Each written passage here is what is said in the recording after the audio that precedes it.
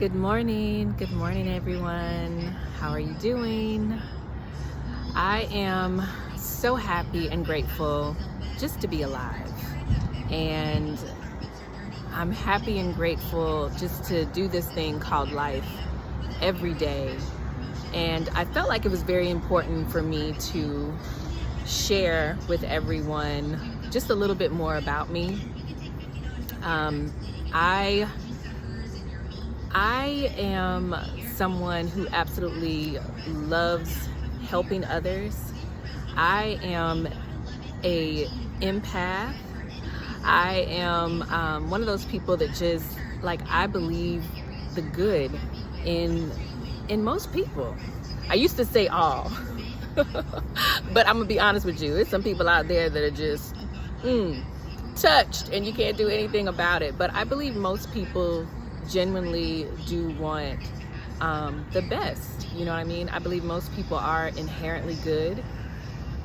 And I know that circumstances beyond people's control can sometimes make their world just seem a little smaller or a little harder.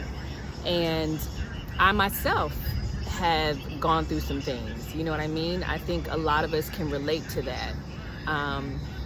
There are situations that stem from your childhood that you still carry on into your adulthood, and if you never truly acknowledge it, accept it the way that it happened, and work on moving past it, then it'll continue to show up over and over again. It'll show up in your mindset. It'll show up in your relationships. It'll show up within your family dynamic. It'll show up in your career. It'll show up in your finances. It'll show up in just how you feel about yourself. So I wanted to come on and just give full disclosure and just share with you why I created the Hope Strategist. Okay, so for the past, I would say really 5 years, I've been thinking about wanting to start a YouTube channel, wanting to build a platform where I can speak to people freely, openly, inspirationally, really motivate people. You know, one of my dreams is to be a motivational speaker, because I know what it has done for me. I know what it has done to be able to listen to other people talk about their journey, the struggles that they overcame, the disappointments that they had to, master, and how they use that to help them grow, right?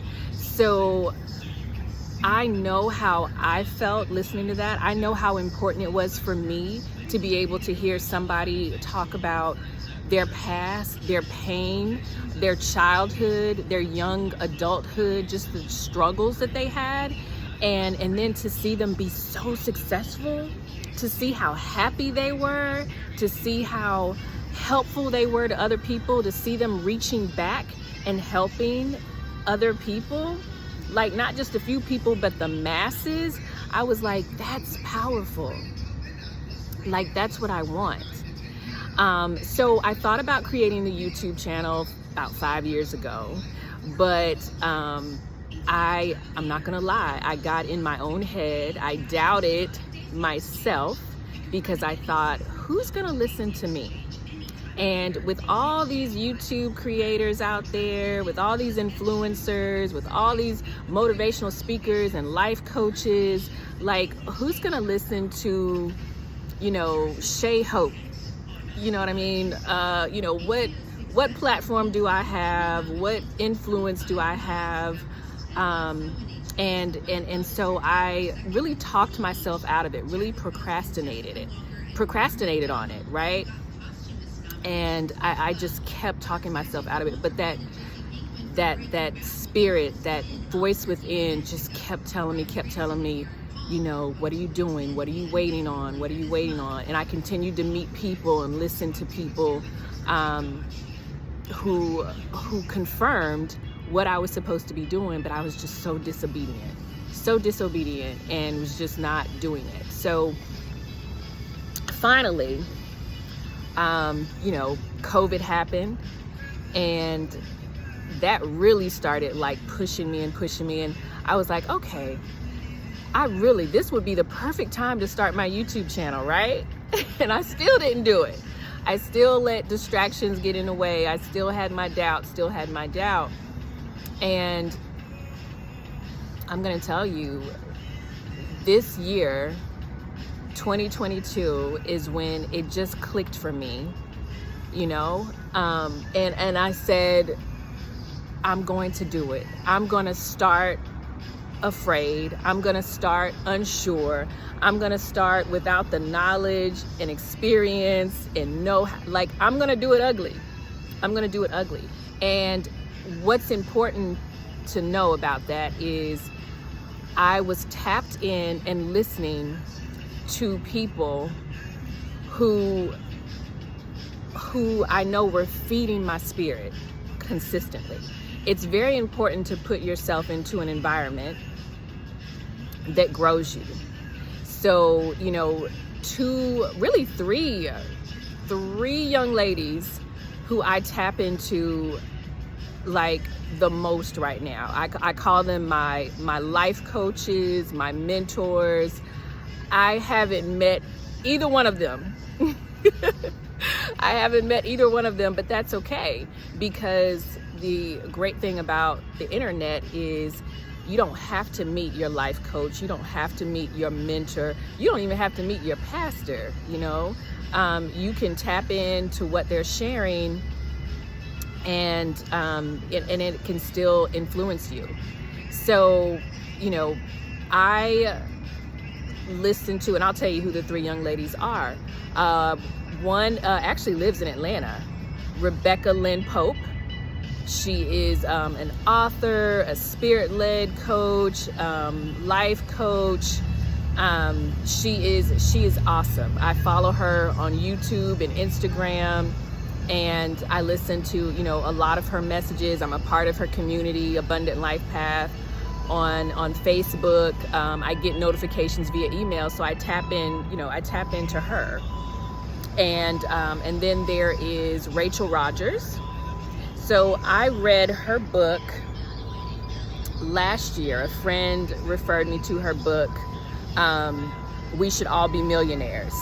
And that really started changing my mindset in my life too, because I was like, yeah, why are we not?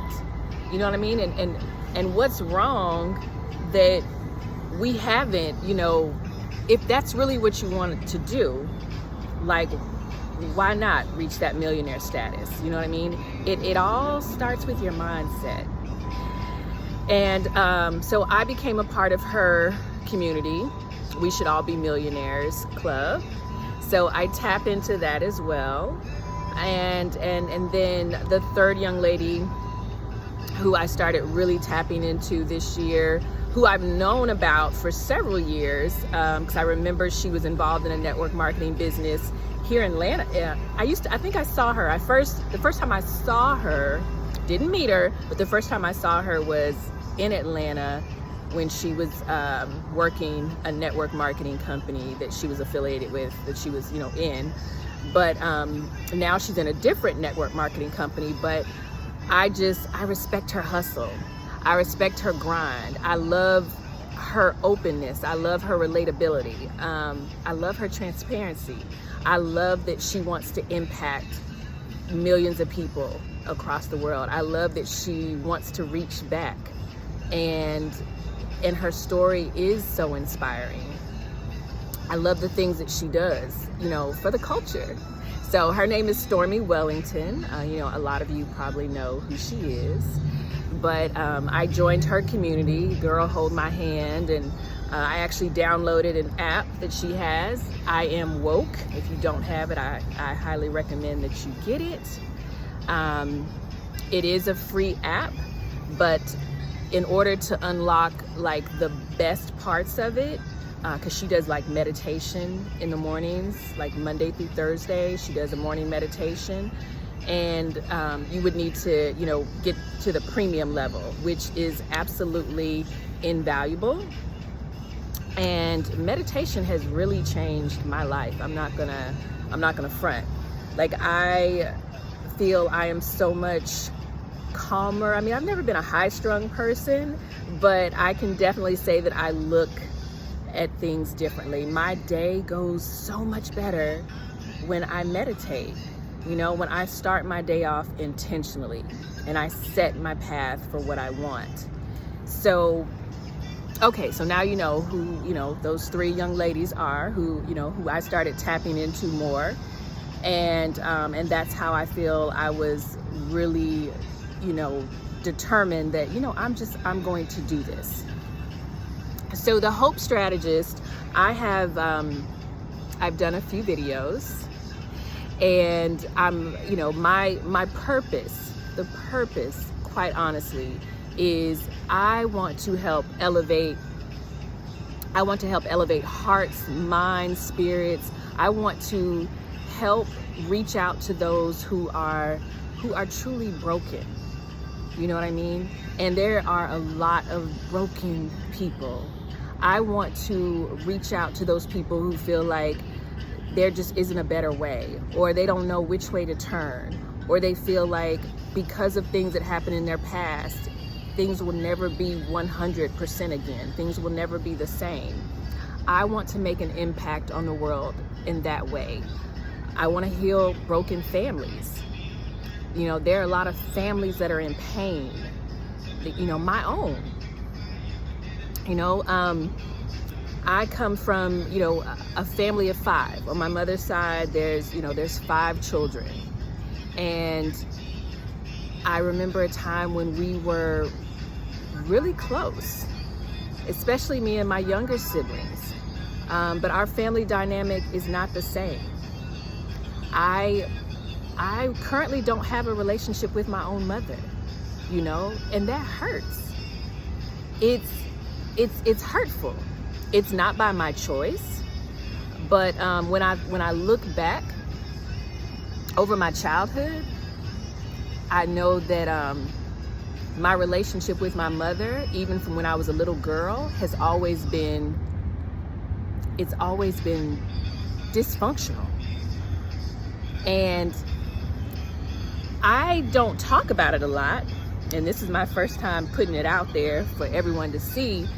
And truthfully, only a few people very close to me even know some of the things that happened in my past, with my mother. My mother was sometimes verbally abusive to me as a kid, and there were some things that I saw that I shouldn't have seen.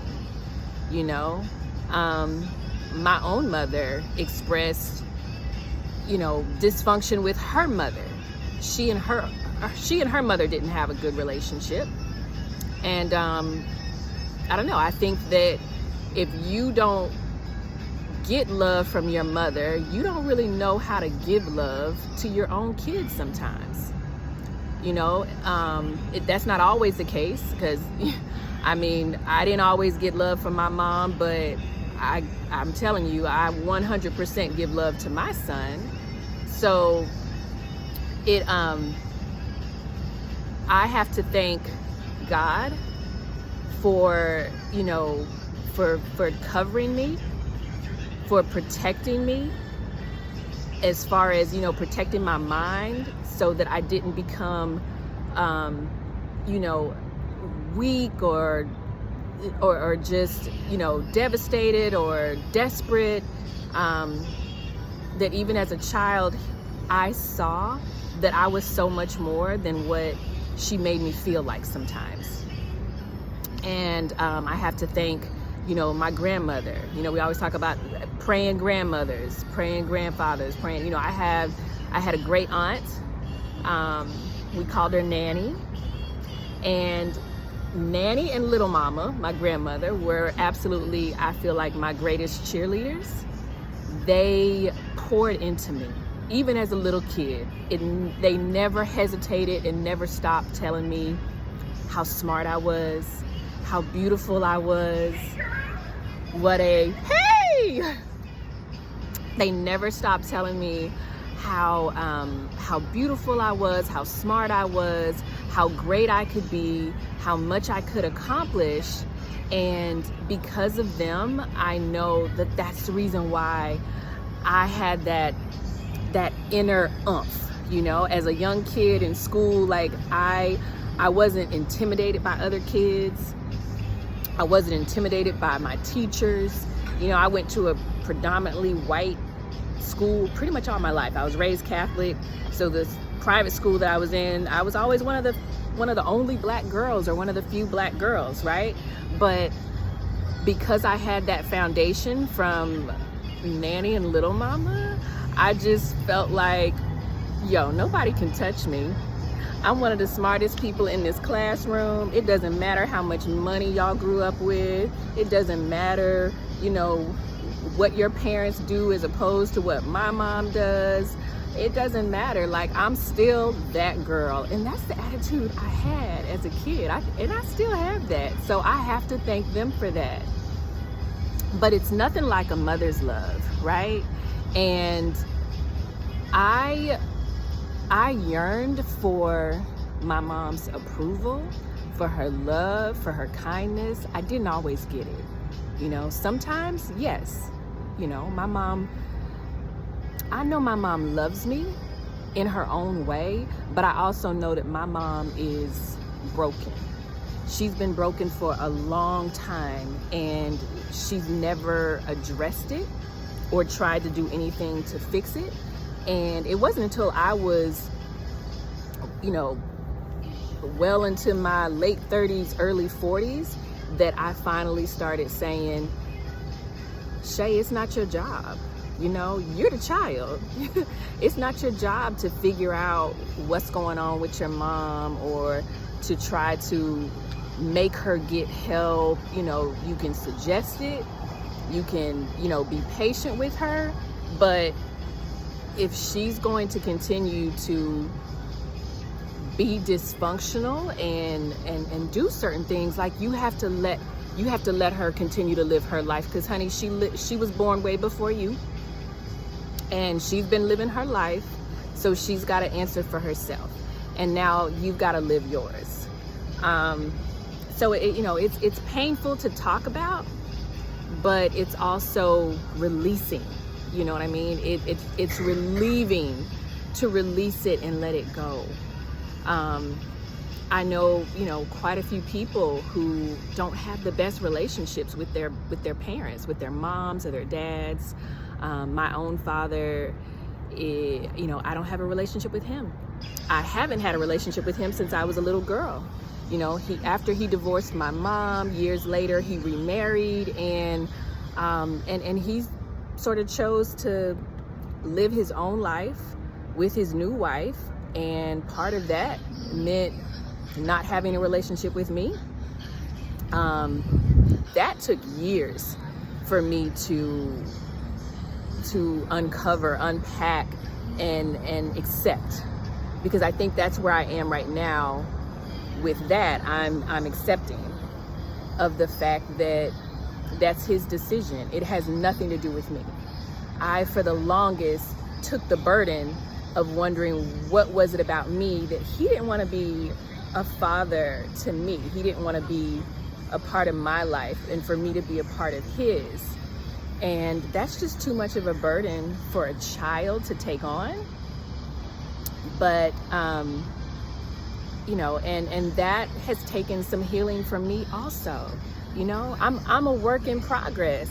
I started doing therapy. I started, you know, making sure that I was plugged in to, you know, to a good community, you know, making sure that I spent time with people who loved me and poured into me as much as I poured into them, and really just self-affirming, you know, what a beautiful person that I am. And the things that I've been through do not define who I am as a person. That doesn't make me, you know what I mean? You are not what happened to you. That doesn't make you. And that's taken years for me to really, really accept that and understand that and believe that. So You know, I've dealt, I know what it's like to not have a good relationship with your parents. I know what it's like to feel abandoned by your parents. I know what it's like when, you know, when a parent, let me say this. The worst thing in the world to me is when I hear someone say, you know, me and my mom aren't talking. Me and my father aren't talking. Me and my sister aren't talking. Me and my brother aren't talking.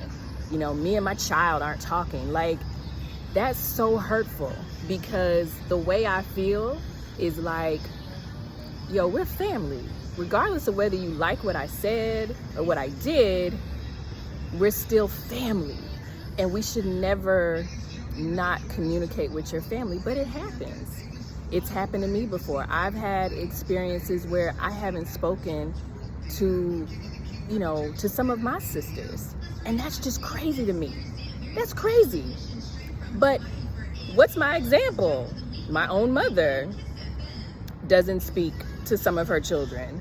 And my own mother did not have a good relationship with her mother. They didn't speak.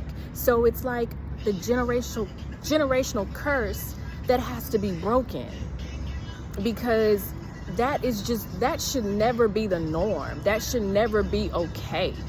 You know, I will never, and I know they say never, but I'm gonna say this: I will never allow my son not to talk to me. There is nothing he can say or do that would make me feel like, oh, we not talking. What are you talking about? You're my seed. You're my son. You come from me. You're the best part of me. Not talking to you is like not talking to myself. And I talk to myself every day. I started doing affirmations every morning. What a difference it makes. I started posting sticky notes on my mirror, affirming how beautiful I am, how smart I am, how wealthy I am, how healthy I am, how great of a person I am, what type of impact I'm gonna make. And it has changed my life. I am free from caring about what other people think. I find it so much easier to cut off BS, to let people freaking go. Look, I'm trying not to cuss y'all, because, you know, I let the cuss words fly sometimes. So if one slips out, just know I'm a work in progress still, but I'm doing my best not to cuss. But I find it so much freeing now that I'm really just like accepting me for who I am, not really caring about what other people think. I used to care too much about what my family and friends thought. I used to want to be accepting, you know what I mean? Because of, I think, issues with abandonment and rejection. You know, you tend to be a people pleaser and want to, you know, the people around you who you love to always be happy with you, or to know that you're there. Like, that's exhausting. Being a people pleaser is exhausting, and it can only frustrate you in the end, because you start realizing that everybody ain't trying to please you. So why are you trying to please everybody else? You just got to please yourself. Be happy with yourself. Love yourself, because regardless of what you've been through, you are wonderful. Like, I truly believe that. And that is the core reason why I started the Hope Strategist. So even if I just reach one person out there who's going through something horrific, whose, you know, family dynamics effed up, marriage effed up, career right now effed up, finances effed up, just mental state effed up, like, it's never too late to turn it all around. It's never too late to turn it all around. And that's what I want my platform to be built upon. That is what the Hope Strategist brand is all about. I have been through a lot. And like the saying goes, I'm so glad I don't look like what I've been through. I have seen, you know, the death of two loved ones. You know, my only two loves in my life, both of them are gone. My son's father and my ex, who I met in college. Both of them are no longer here. You know, that's a part of my youth, my young adulthood that, you know, they're forever with me. I'll never forget who they are and what they are to me. And you know, and that's still painful to deal with. You know what I mean? I dealt with child molestation as a little girl, and you know, telling my mom was not a good experience for me. I mean, I'm glad that I told her, but her reaction was not what I would have thought it would have been. That's something I had to deal with, you know. My father not being in my life for, you know, the majority of my life, I definitely think impacted my choice when it came to dealing with men and just how I interacted with them and how I felt.